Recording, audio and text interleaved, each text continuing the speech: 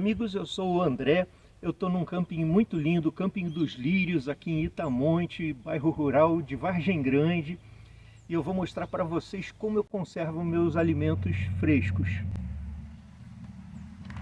A primeira coisa que deve chamar a atenção de vocês, provavelmente, é esse saco aluminizado aqui, em que está em volta a caixa. Achei esses sacos jogados no chão, lá na zona cerealista, em São Paulo. E depois eu fiquei sabendo que esses sacos aí são usados para colocar castanha do Pará, castanha de caju, quando vão exportar, ou mesmo transportar para os grandes centros. É um saco que ele tem uma proteção mecânica e térmica também. Então eu achei isso bem interessante e levei para casa uma meia dúzia. Usei algumas fitas Hellerman para prender na caixa. A caixa é uma caixa de gordura de coco de palma que me sobrou aqui no restaurante. Tenho levado ela nas viagens e tem dado muito certo. Ela tira toda a umidade e eu fiz alguns testes e alguns alimentos, estão durando até mais nela do que na própria geladeira. Então eu fico pensando, o que será que a gente precisa? Você sabia que quando inventaram a geladeira eles tinham que emprestar porque ninguém queria? Depois de um tempo a pessoa acostumava e aí comprava. Será que esse negócio de geladeira é tudo para a gente ter uma outra percepção das coisas e desperdiçar? Você sabe quanta coisa se perde na geladeira? Então, será que a geladeira na verdade é para transferirmos a nossa responsabilidade sobre tudo que desperdiçamos? Ou será ainda que a geladeira está ligada ao fato do envelhecimento, não só do envelhecimento dos alimentos, mas também do nosso próprio envelhecimento? Voltando à caixa, essa caixa não refrigera, o que ela faz é tirar a umidade. E eu já usava ela sem o saco aluminizado ou qualquer modificação, apenas para transportar em viagens curtas na moto. Quando eu viajava, ela cabia direitinho entre o guidão e o assento da moto. E chegando ao destino, eu colocava as coisas na geladeira. Essa telinha aqui eu coloquei porque eu acreditava que os alimentos de alguma maneira tinham que respirar. Foi a primeira alteração que eu fiz na caixa, na verdade. E aí eu vi que aquilo ali não era suficiente, que eu podia melhorar se eu colocasse um cooler para poder exaurir. Então pus essa ventoinha daqui para exaurir não só a umidade liberada pelo alimento, como também pelo calor produzido por essa transpiração. Aí aproveitei e instalei essa USB para estar alimentando a ventoinha. E tampo a ventoinha para que não entre nenhum inseto quando eu não estou usando. Essa tampinha de borracha dá passagem a um buraquinho que eu abri para estar colocando um termômetro velho, está com o vidro quebrado, mas ainda funciona. Um termômetro de cozinha, um termômetro de alimentos. É muito interessante que dá para monitorar a temperatura, né? É um capricho, tá, gente? É assim, eu vejo que está sempre 1 grau, mais ou menos, de diferença entre a temperatura externa. Ou seja, ele não refrigera, a caixa não refrigera. Mas com o cooler, isso daí já dá uma melhoria. E às vezes baixa uns 2, 3 graus. Vocês já devem ter percebido que esse projeto começou muito simples e eu fui aperfeiçoando, né? Não é que eu já estava com tudo planejado quando comecei a fazer a caixa. A alimentação também era uma questão. Então comecei comprando essa extensão USB, macho e fêmea, né? De 3 metros. Ou seja, daria para eu estar ligando em vários lugares, né?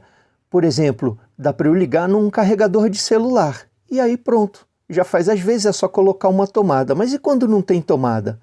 Bom, às vezes eu tenho que ligar no carro mesmo, imagina uma viagem longa.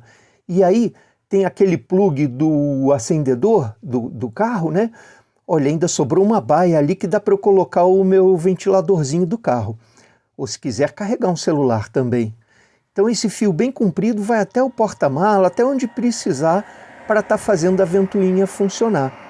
Mas tem aquelas situações onde não tem nem tomada e o carro está longe. E aí eu apelei para isso daqui, olha, um power bank. Com o power bank, em qualquer lugar eu posso fazer essa caixa funcionar. E não precisa de muitas horas não, viu? Um pouco que eu ligue ela por dia, geralmente já resolve, já sai toda a umidade do alimento. Bom, agora eu vou mostrar para vocês como que eu organizo as coisas dentro dela, tá?